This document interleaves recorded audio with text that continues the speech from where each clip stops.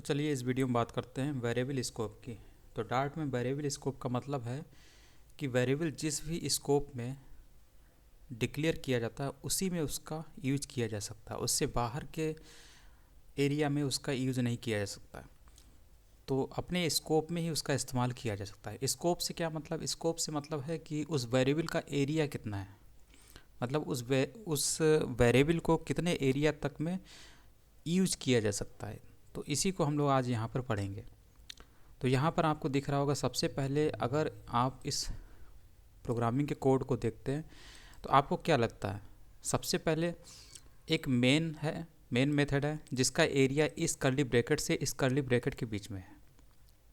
तो इसके अंदर वेरिएबल डिक्लेयर किए गए हैं, जैसे एक वेरिएबल यहाँ बनाया गया है, ठीक है। तो ये मेन मेथड के अंदर, और इस मेन मेथड के अंदर भी एक इफ़ वाला ब्लॉक है। तो इफ़ का एरिया इस कर्ली ब्रैकेट से इस कर्ली ब्रैकेट के बीच में है। तो इसके अंदर भी एक वेरिएबल बनाया गया है, ठीक। और एक एरिया आपको दिख रहा होगा जिसके अंदर ये मेन मेथड है, यानी कि अगर आप ऊपर से देखें नीचे तक तो एक एरिया है हाईलाइटेड जिसमें मेन मेथड पड़ा हुआ है। तो इसका मतलब है हम लोग इस मेन मेथड के बाहर भी एक वेरिएबल बना सकते हैं। इसको बना लेते हैं। तो ये वेरिएबल बना दिया इस मेन मेथड के भी बाहर, यानी कि जिस एरिया में ये मेन मेथड पड़ा हुआ है उसके बाहर, मेन मेथड के बाहर, मेन एरिया में हम लोगों ने, मतलब बाहर वाले एरिया में, मेन मेथड के बाहर वाले एरिया में हम लोगों ने एक वेरिएबल बनाया। एक वेरिएबल हम लोगों ने मेन मेथड के अंदर बनाया, और एक वेरिएबल मेन मेथड के अंदर जो पड़ा हुआ इफ़ है उसके अंदर, यानी इफ़ के एरिया में एक वेरिएबल बनाया, ठीक। तो यहाँ पे तीन वेरिएबल आपको दिख रहे हैं, तीनों का अलग अलग एरिया है। यही एरिया आप इसको समझ सकते हैं स्कोप, यानी वेरिएबल का स्कोप यानी वेरिएबल का एरिया उसी हिस्से तक होता है जिस एरिया में वो डिफ़ाइन होता है। जैसे कि ये सिंग नाम का वेरिएबल है, तो ये इफ़ के एरिया में डिफ़ाइन है, ठीक है। तो इसका इस्तेमाल इफ़ के एरिया में ही किया जा सकता है, अंदर ही किया जा सकता है, यानी कि इफ़ के बॉडी के अंदर ही इस सिंग नाम के वेरिएबल का इस्तेमाल किया जा सकता है।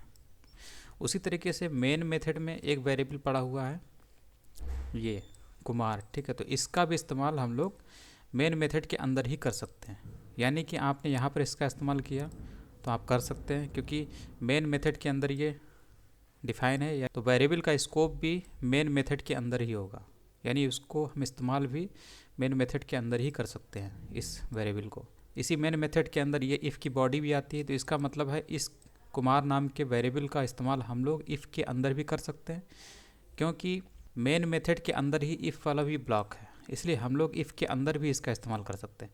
लेकिन हाँ, इस चीज़ का इस्तेमाल हम लोग इफ़ के बाहर नहीं कर सकते। इसी तरीके से हम लोग इस वेरिएबल का जो आउटसाइड दी मेन मेथड है तो उसको हम लोग अंदर, यानी मेन मेथड के अंदर इस्तेमाल कर सकते हैं। तो यहाँ पर आपको तीन एरिया दिख रहे होंगे। सबसे बड़ा वाला एरिया जिसमें आपको एक तो ये वेरिएबल दिख रहा है और दूसरा ये मेथड दिख रहा है, ठीक है। ये मेथड का स्कोप यानी कि एरिया कहाँ से कहाँ तक है, इस कर्ली ब्रैकेट से इस कर्ली ब्रैकेट के बीच में। और तीसरा एरिया दिख रहा है इस मेन मेथड के अंदर मौजूद इफ़ ब्लॉक के रूप में, ठीक है। तो इस इफ़ ब्लॉक का एरिया कहाँ से कहाँ तक, यहाँ से यहाँ तक। तो जो वेरिएबल स्कोप होता है वो इसी ब्रैकेट से, ब्रेसेस से डिक्लेयर होता है, डिफ़ाइन होता है। मतलब अगर इस कर्ली ब्रैकेट के अंदर, जिस कर्ली ब्रैकेट के अंदर, ब्रेसेस के अंदर ये वेरिएबल डिफ़ाइन है, डिक्लेयर है, उसी कर्ली ब्रैकेट के अंदर ही इस वेरिएबल का इस्तेमाल किया जा सकता है। जैसे कि इसका इस्तेमाल यहाँ पे किया गया है, ठीक है, और इसका इस्तेमाल यहाँ पे किया गया है। मेन मेथड का एरिया कहाँ से कहाँ तक है, यहाँ से यहाँ तक। तो इस वेरिएबल का इस्तेमाल यहाँ पे किया गया है, ठीक है। और इसी वेरिएबल का इस्तेमाल हम लोग इफ़ ब्लॉक के अंदर भी कर सकते हैं। तो अब इसको एग्जांपल से समझते हैं।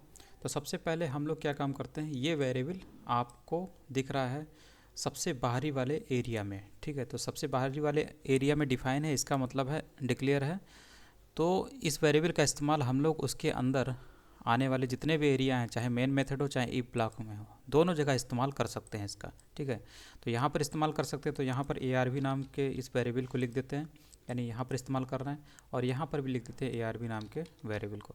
तो आप देखेंगे दोनों जगह पर ARB की वैल्यू प्रिंट होते हुए यहाँ पे आपको दिख रही है। I am outside the main area, I am outside the main area, दोनों ARB की वेरिएबल आपको प्रिंट होते हुए दिख रही है, ठीक।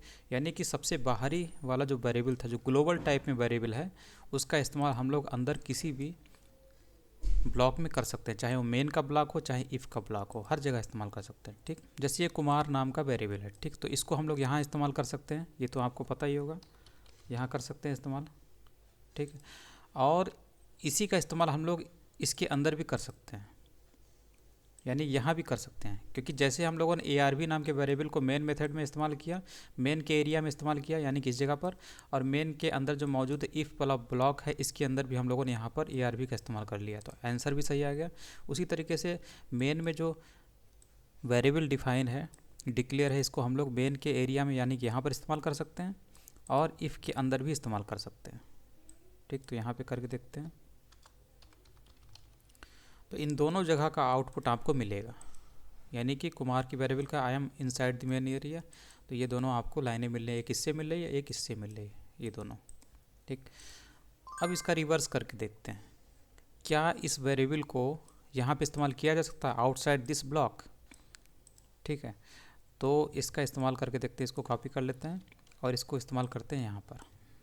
ठीक, तो अब देखिएगा ये अभी रेड लाइन आ गई, वो इसलिए आ गई क्योंकि इसका जो एरिया था वो इसी कर्ली ब्रैकेट के अंदर है, इफ़ ब्लॉक के अंदर ये वेरिएबल का स्कोप है। ठीक है, ना कि इफ़ ब्लॉक के बाहर, तो इसीलिए आपको यहाँ से एरर दिख रही है। आप जब इन रन कराएंगे तो यहाँ पर भी आपको दिखाई देगा कि जो सिंग नाम का वेरिएबल है जो कि यहाँ पर इस्तेमाल किया जा रहा है इस लाइन पे, ये अनडिफाइंड है। अनडिफाइंड इसलिए है क्योंकि इसका जो स्कोप है वो इफ़ के अंदर डिफाइन है, तो उससे बाहर ये अनडिफाइंड हो जाता है, तो इस तरीके से आप इस्तेमाल नहीं कर सकते। तो यही चीज़ आपको याद रखनी है, जिस कर्ली ब्रैकेट के अंदर या जिस स्टेटमेंट के अंदर ब्लॉक के अंदर वेरिएबल बनाया गया है उसी ब्लॉक के अंदर ही, यानी उसी कर्ली ब्रैकेट वाला जो स्कोप है उसी के अंदर ही उस वेरिएबल का इस्तेमाल किया जा सकता है।